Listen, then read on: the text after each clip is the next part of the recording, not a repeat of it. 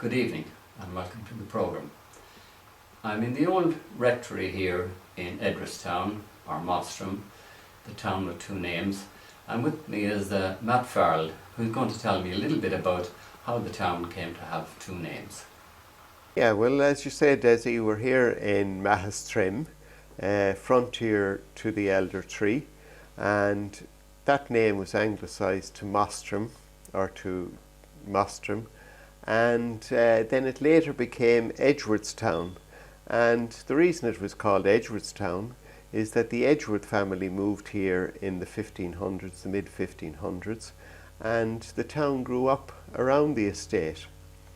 And it continued to have that name locally until 1935, when the Traders Association felt that the official name should be changed back to Mostrom, and they held a plebiscite here in the town.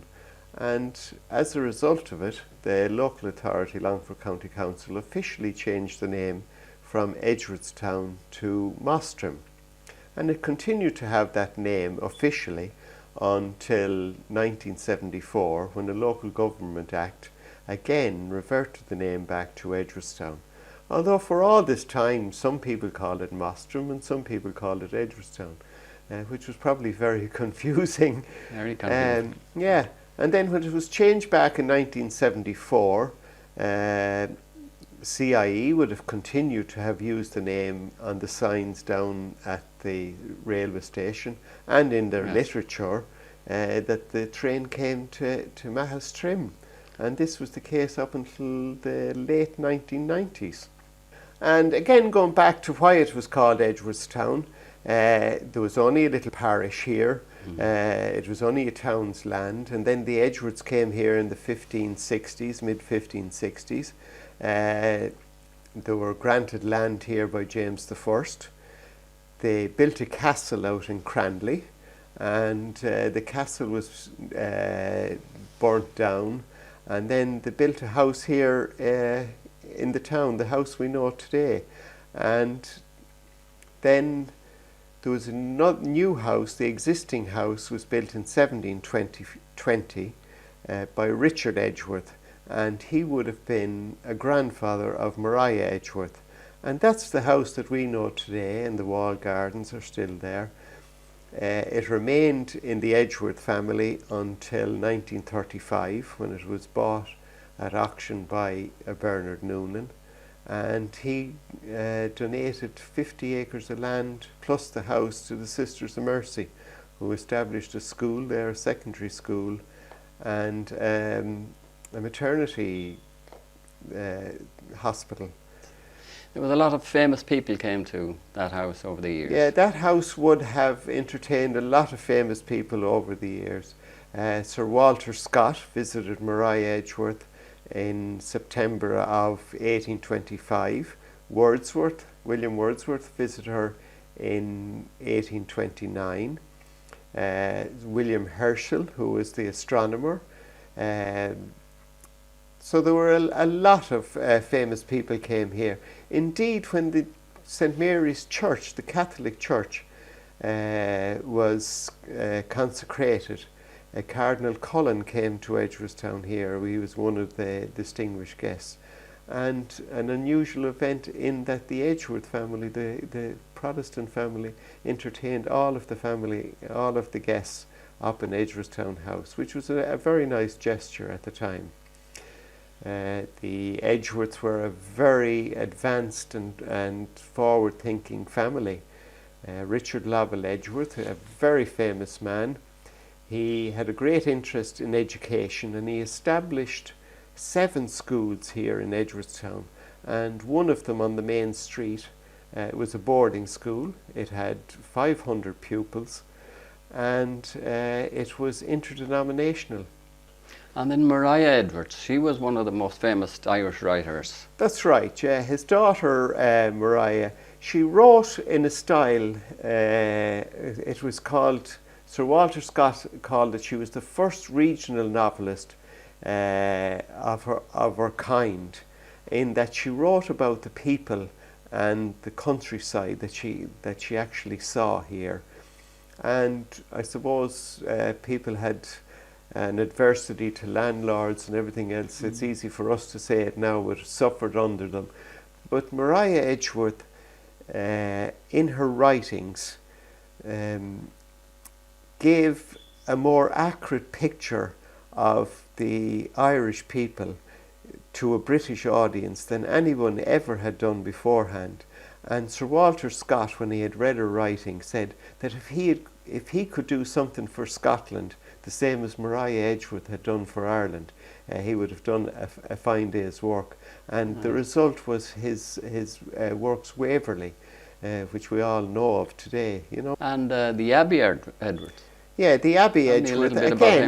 Again, well, the Abbe Edgeworth, a very interesting story in that Robert Edgeworth was the rector here in this building that we're sitting in here this evening, and he wrestled with his conscience about who was right, whether it was the Protestants or the Catholics. And he would have been a member of a staunch Protestant family, the Edgeworth family. And he converted to Catholicism, and indeed at that time he had to flee Ireland, went to France. His son, the Abbe Edgeworth, became a priest. He administered to the poor. Again, I suppose a trait in the Edgeworths, that they were always working for the betterment of people. And he was administering to the poor in France when the French royal family heard of his exploits as such, and they invited him to be their personal confessor. And the night before the king was executed, during the revolution, the guards summoned Edgeworth to spend the night with the king, to say his final mass, to hear his confession, and to accompany him on the journey the next morning to the guillotine, where he administered them the last rites. And he stayed loyal to the French royal family until he died. They were in exile in Russia. yes. Again, when we speak about this house, it has more history than just the Edgeworths, in that there was a Reverend Patrick Hughes was a rector here, and he gave education, early education, to Oliver Goldsmith. And again, there's a very interesting story in that Goldsmith, on his way home from here, he was going to Ballymahon, where his home was just outside of Ballymahon, and he took a wrong turn and ended up in Arda. And he asked some of the wise guys in Arda where he'd get an inn for the night, and they sent him up to the big house, the Featherston house, and Lady Featherston answered the door, and he asked for accommodation, and she knew this seemingly had happened before, so she put him up for the night. And the next morning he went to settle his bill, and she told him that they had played a little trick on him. And Goldsmith later went on to write his famous story, A Mistake in the Night, and that later became She Stoops to Conquer.